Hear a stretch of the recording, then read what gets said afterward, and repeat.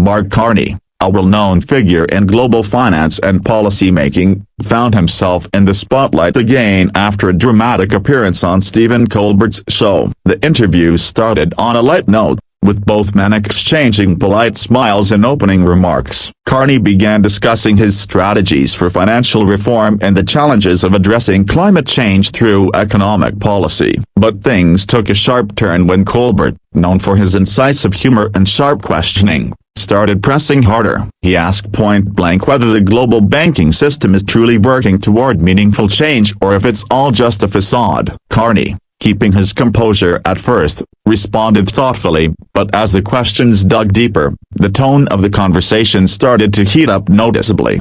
Colbert's focus shifted to green financing and the accountability of major financial institutions. He asked bluntly whether the promises made under the banner of climate action were actually being fulfilled or merely existing on paper. Carney, with a calm but firm tone, outlined several projects where he claimed real progress was being made, emphasizing the complexity of transitioning to sustainable finance. But Colbert wasn't entirely buying it. He pointed to persistent reports of banks investing in fossil fuels and questioned the sincerity of their green commitments. The exchange grew increasingly intense as Colbert pushed Carney to explain these contradictions, and the tension between the two became palpable.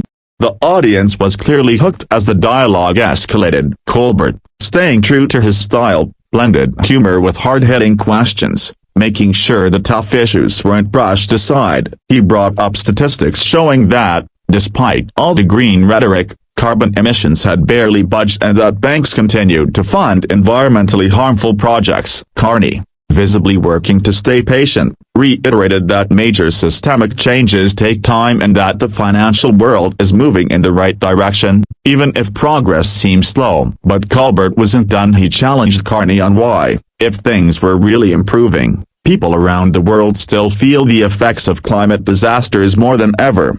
The conversation took another sharp turn when Colbert asked about personal accountability. He wanted to know who actually pays the price when environmental goals aren't met and whether top executives are ever held responsible. Carney defended the frameworks and regulations put in place, arguing that they are designed to hold institutions accountable over the long term. But Colbert shot back that long-term goals mean little when immediate action is needed, and that too many executives seem to walk away unscathed while ordinary people bear the brunt of climate failures. The audience erupted in applause, clearly resonating with the frustration Colbert voiced. Carney, by now looking slightly frustrated, tried to explain the intricate balance between financial stability and environmental responsibility. He stressed that banks can't simply pull out of profitable sectors overnight without causing broader economic shocks. But Colbert wasn't having it, accusing the industry of hiding behind complexity to avoid real accountability. He argued that genuine leadership means making tough decisions even when they're uncomfortable or unprofitable. The back and forth became sharper,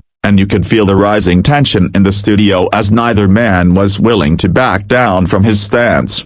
As the debate raged on, Colbert highlighted the staggering profits banks continue to earn even while claiming to prioritize green initiatives. He asked Carney if it was even possible for such profit-driven institutions to be true agents of change. Carney countered by saying that profitability and sustainability don't have to be at odds, and that smart investing in green technologies could drive both economic growth and environmental improvement. But Colbert pressed harder, questioning whether these promises were just clever marketing tactics. The audience watched closely, some nodding along with Colbert's skepticism, others intrigued by Carney's detailed responses. The interview's energy kept building as Colbert steered the conversation toward global inequality. He pointed out how the impacts of climate change disproportionately affect poorer nations and communities, yet most financial decisions are made in wealthy boardrooms far removed from the front lines. Carney acknowledged the imbalance and highlighted international efforts to channel more funds into vulnerable regions. But Colbert wasn't satisfied,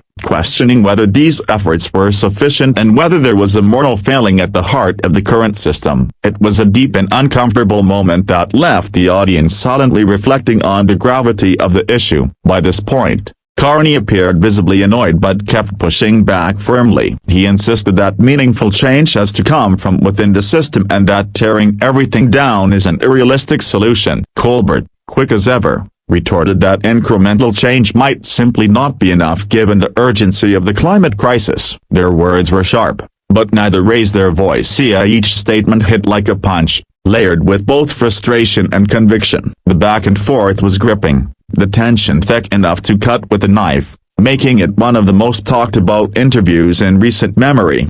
Suddenly, the interview took a dramatic turn. Colbert, sensing the impasse and perhaps feeling the need to bring things to a close, suggested that they wrap up the segment. Carney, clearly not happy with how the conversation had unfolded, made a brief but pointed final comment defending his record and vision before standing up and exiting the stage. The studio audience was left buzzing, with a mix of applause and murmurs filling the air. Social media lit up within minutes, with clips from the confrontation going viral and sparking heated debates about who had the upper hand and what the clash really signified.